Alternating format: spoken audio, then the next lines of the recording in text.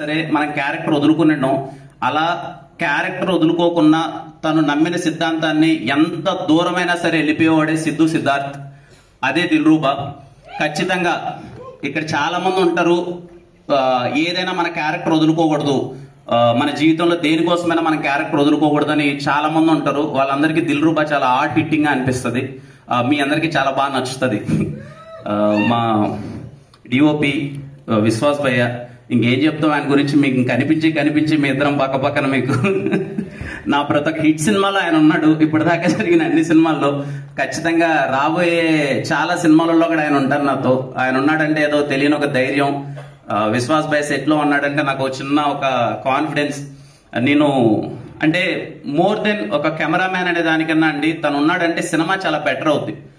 నా క్రాఫ్ట్ కోసం వర్క్ చేయాలనే దాని గురించి కాకుండా సినిమా ఎంత బెటర్ చేయాలనే దాని గురించి వర్క్ చేస్తుంటాడు.